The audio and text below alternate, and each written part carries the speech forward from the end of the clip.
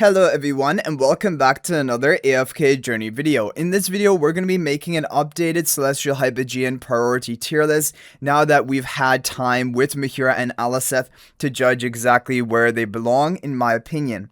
So we're going to lead it off with the must-have tier, which are the most important heroes for you to be building on your account, and the number one hero is going to be the twins. Everyone should make it a priority to getting their twins to Supreme Plus because of their usage in Dream Realm. They're usually in the top Dream Realm boss team for, if not all bosses, maybe 7 out of 8 of the bosses for pre-endless and also endless.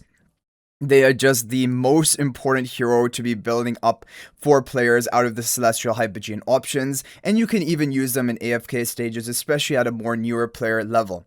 Apart from this, Reinier also, I think, is still going to be a must-have status. It is close because, as you guys see, in Endless of Dream Realm, Reinier is hardly ever used. He's only used in pre-Endless. However, every season we have 1.5 months where Reinier is going to dominate for pre-Endless Dream Realm, usually being used in, if not all of 8 of the boss top teams, maybe 6 or 7 out of 8, and so it really will hurt if you don't have Reinier. The other reason Reinier is a good hero to build is he only needs to be taken to Mythic Plus compared to all the other Celestial Hypogeans that if you commit to them, you'll have to build them all the way to Supreme Plus. But the worry I have about Reinier is we don't know. There is going to be another Hypogean support coming out. Could it potentially power creep Reinier? And so Reinier really is kind of teetering on the edge of must-have or next up, in my opinion, but I've still kept him must-have for right now. For the next up priority, Aliceth is the number one, basically, Celestial Hypogean damage dealer for Endless Dream Realm. We have seen that she's being used in like 4 to 5 out of 8 of the top Dream Realm boss teams, which is incredible performance, better than basically any other Celestial Hypogean hero as a damage dealer. So definitely Aliceth is really the major Endless Dream Realm hero you want to build up as of right now. And like I said, even if you wanted to pass on Reinier, if you think he's going to get power crept, potentially with a future Hypogean support, which definitely could be the case, then you could just go straight for Aliceth. It's not a bad option. And then on top of that, Aliceth is not bad in PvP either. But Mehira also has been a powerhouse in Dream Realm. We've seen her in multiple top Dream Realm boss teams, especially after getting the Mythic Charms in Endless of Dream Realm. She's just doing very well, and she's actually more meta in Dream Realm compared to Baelran if we look at all the top teams we currently have for the current Dream Realm boss rotation we have. Now, of course, the thing is with Dream Realm damages and heroes, when a new set of bosses come out in the new season, it could make some heroes better than others. However, for right now, Mehira is outperforming Baelran, and also because she's a more recent release, it could potentially mean she has more longevity, more long-term use compared to Baelran. I don't know. Obviously, this is still... there's no way to predict it, but Mehira is really good. Also, she's good for AFK stages, and for some stages, you will want to have her Supreme Plus, otherwise it is impossible to clear some stages. That is important for like the hard pusher players. And then she's not bad in PvP either. Baelran is still very good. It's just unfortunate because he is a good Dream Realm like damage dealer, but because we now have Aliceth, now we have Mehira, we have too many people competing for the Dream Realm damage dealer slot. So Baelran is slightly like not really quite enough, other than in the Blightshroom Dream Realm boss, and so he's really being kind of power crept out of the meta for Dream Realm. But that being said, Baelran is still an absolute beast for AFK stages, and if you want to push AFK stages to a high level, you will want to have Baelran built. So like, Baelran is still an all-around good hero, and this was a reason people were maybe still recommending Baelran earlier in the season, maybe even before Aliceth, is because Baelran also has an AFK stage use. However, because his Dream Realm use has kind of fallen off, at least for this boss rotation, it does hurt a bit to go for Baelran before maybe Aliceth. Yeah. And then we have Phraesto also seeing some Dream Realm Endless usage. Will probably be in he's in the Titan Reavers as well. But for the most part, he has been power crept, especially out of the top 1 team meta. But he still has that usage. And so after Baelran for Dream Realm specifically, Phraesto is a good option. However, you don't have to build Phraesto. Phraesto and Harak, basically, they're literally hanging on for dear life, maybe making into 1 or 2 top or budget teams each season for Dream Realm, which is not really enough to be like fully investing into them. But if you want to have all of your bases covered for Dream Realm, there still are times where Phraesto and Harak are good. Harak is basically almost completely power crept out. The top team for Necrodraken, which is even the boss designed for him, is not even using him in the top team necessarily. There's like an Aliceth team, there's Aliceth Mehira team.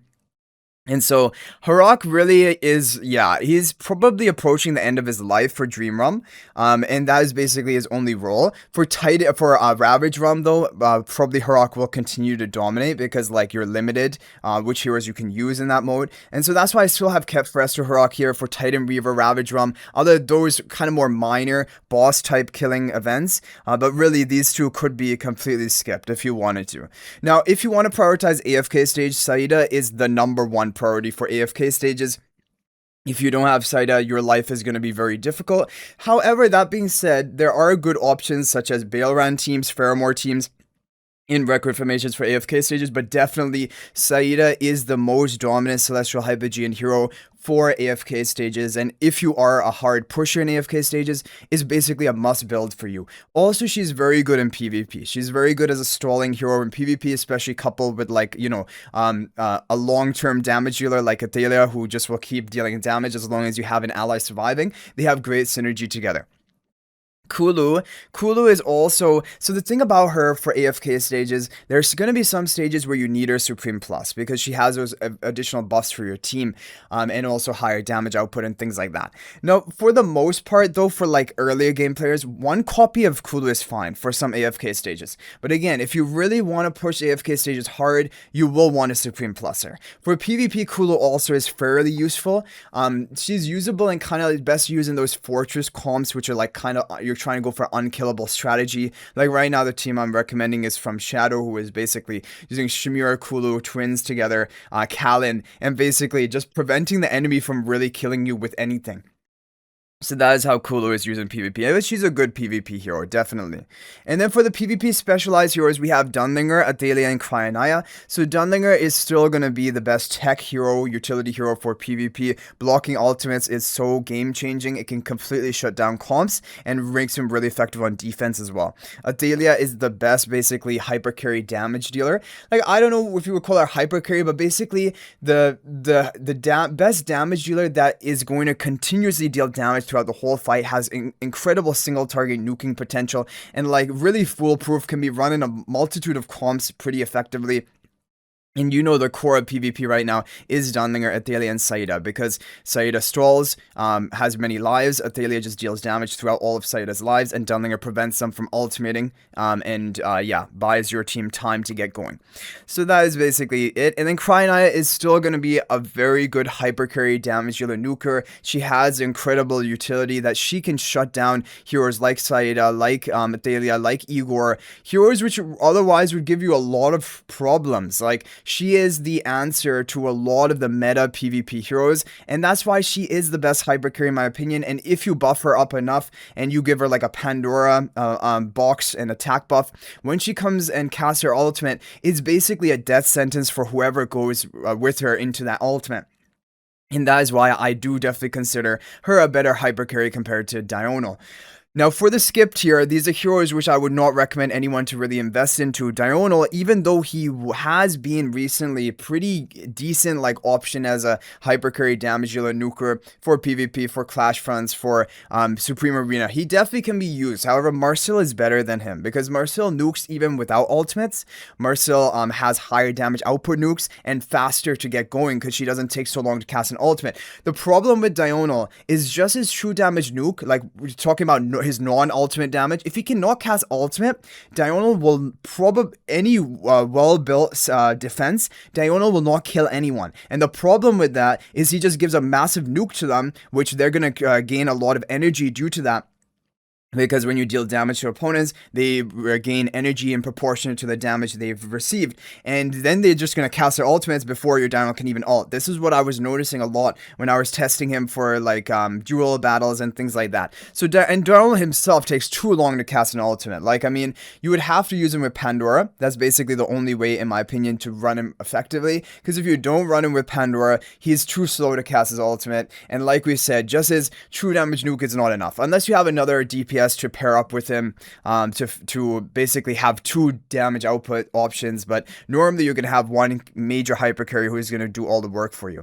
Talene has really fallen out of the meta because she's just not providing enough to any team. Like for PvP, you would just want to have more impactful options compared to her. Like even a hero like Igor Stroll is better than Talene. And if you're just talking about damage, like there are plenty of good damage heals for PvP that even out damage Talene. So Talene is just a blast from the past, basically, not really currently meta. Scarlita as well, she's just not good enough. Like, the only time I would ever think about running her is in those unique map effects we have in Supreme Arena sometimes, that, like, you know, that Thorn map effect that deals 300% of your team's health damage to your team.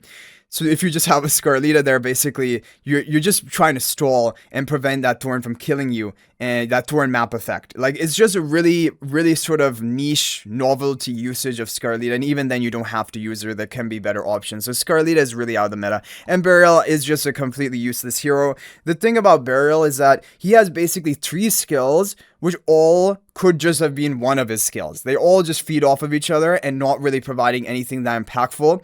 People are somehow thinking that maybe with the Supreme Plus skill upgrade, he could somehow be brought into meta, but I just do not ever see.